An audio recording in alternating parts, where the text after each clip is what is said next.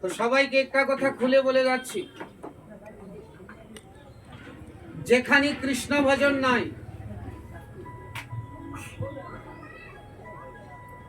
বড় বড় মঠ মন্দির আছে, বড় বড় মঠ মন্দির আছে, কিন্তু না আছে শ্রীকৃষ্ণের বিগ্রহ, না আছে সীতারামের বিগ্রহ, না আছে মহাপ্রভুর বিগ্রহ।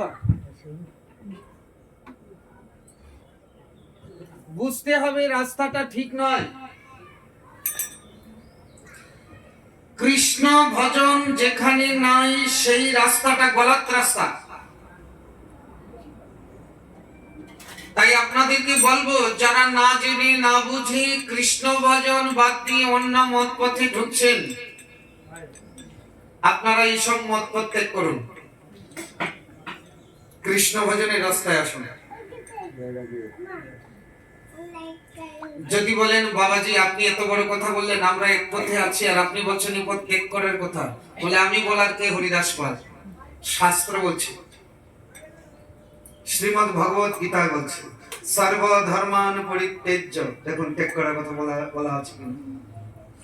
কৃষ্ণ ভজন যে ধর্মে নেই সেই ধর্ম পরিত্যাজ্য। সর্বধর্মান পরিত্যাজ্য, এগুলো ত্যাগ করে কি করবে? মাম একম শরণং ব্রজ, আমার একার চরণে শরণাপন্ন। ভগবান শ্রীকৃষ্ণ বলছে কিনা। তাহলে যে মত প্রতি কৃষ্ণ ভজন নাই, আজকাল ধর্মীয় সংস্থাগুলো ধর্মের নামে অধর্ম প্রচার করছে, তারা কৃষ্ণ ভজন থেকে মানুষকে বিপথে অন্ধকারে নিয়ে ঢুকাচ্ছে, সহজ সরল মানুষদেরকে বুঝিয়ে সুঝিয়ে তাদের দলে ভর্তি করছে, একমাত্র শুধু দক্ষিণা নেওয়ার জন্য।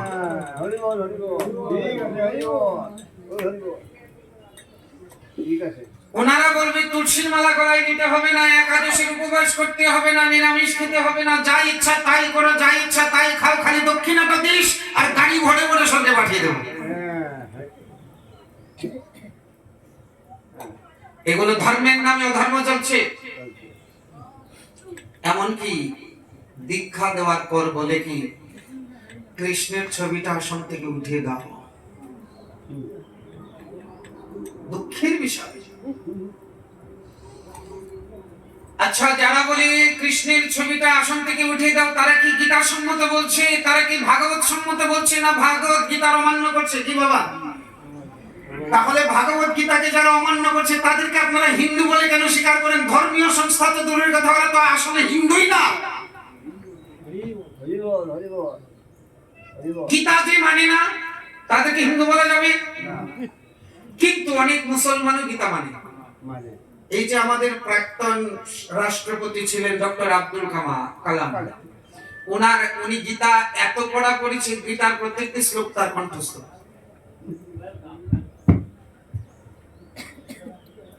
কিন্তু আমাদের সনাতন ধর্মে তারা অথচ ধর্ম প্রচার করে কিন্তু গীতা মানে না, তারা গীতা পড়তে দেয় না। যদি গীতা পড়ে তাহলে বুদ্ধি শুদ্ধ হয়ে যাবে, সেজন্য তাদের বুদ্ধিগুলোকে নষ্ট করে রাখে।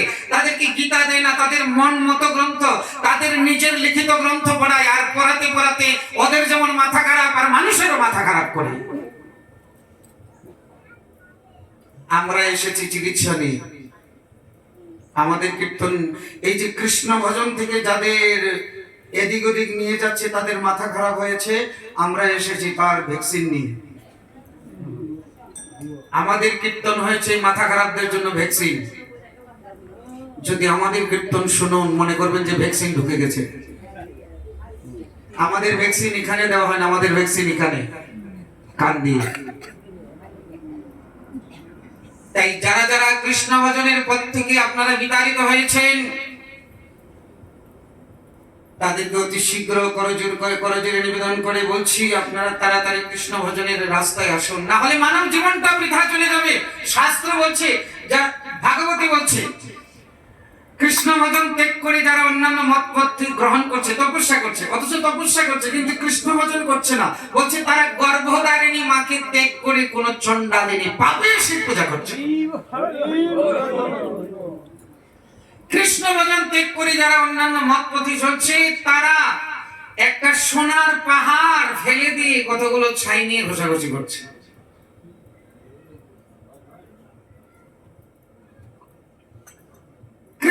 ভজন করলে গাছের গোড়ায় যেমন জল ঢাললে আর পাতা ফুলে জল দিতে হয় না, শ্রীকৃষ্ণ ভজন করলে আর কোনো দেবতার পূজা লাগে না, সব দেবতা সন্তুষ্ট হয়ে গেল। আমরা আগেই বলছি, যেখানে যা পাবেন স্কুল কলেজ ইউনিভার্সিটিতে পাবেন না, এখানে আমাদের জীবন চলার সঠিক পথ নির্ণয় করতে হবে।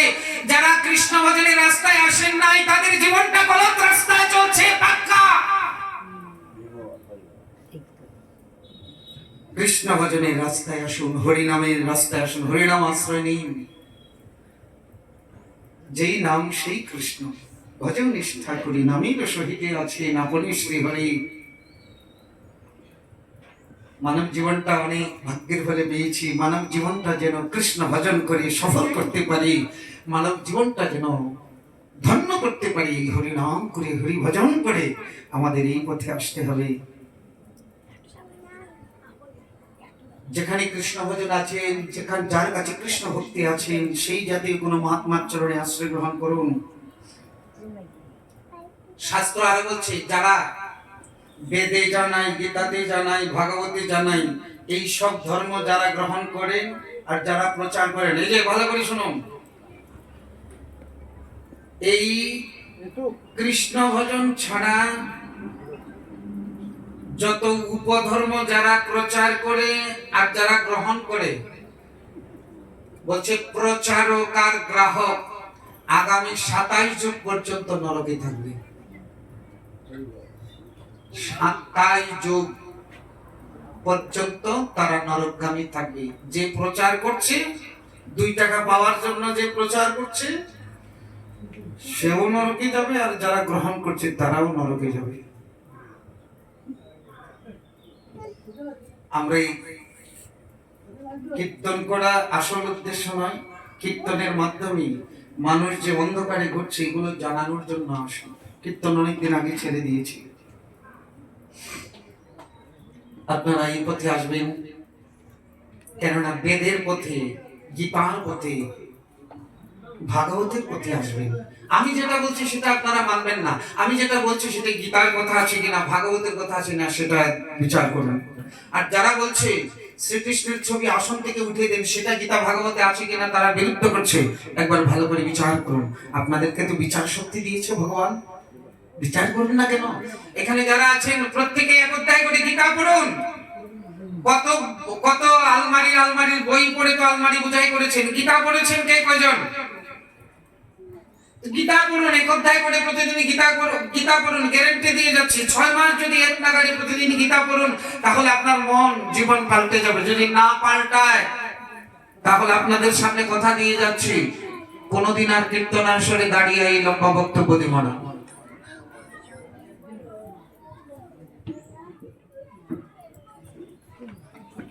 এই কীর্তন শুনে পরিবর্তন হতে হবে।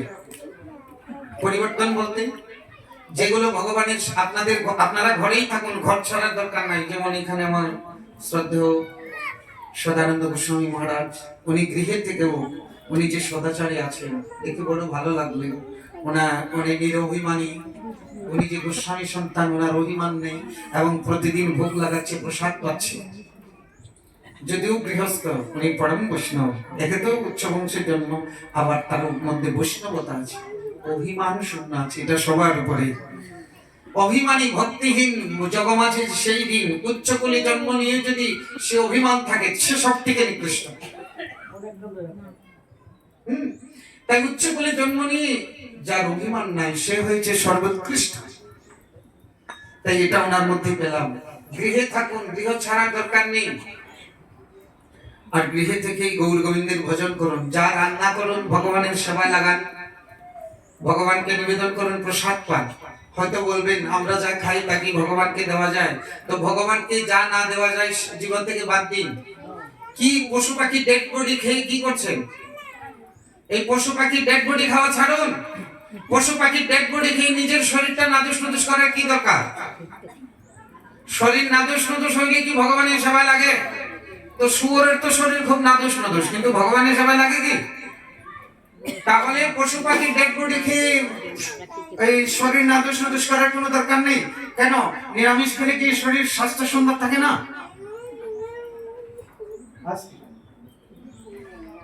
যদি বলেন বাবাজি নিরামিষ খেলে মানুষ কমজোরি হয়েছে, কমজোরি হয়ে যায়, যারা বলে তারা চোখে কম দেখে। হাতি কি খায়? হাতি আমিষ না নিরামিষ? বিড়ালে কি খায়? সব খায়।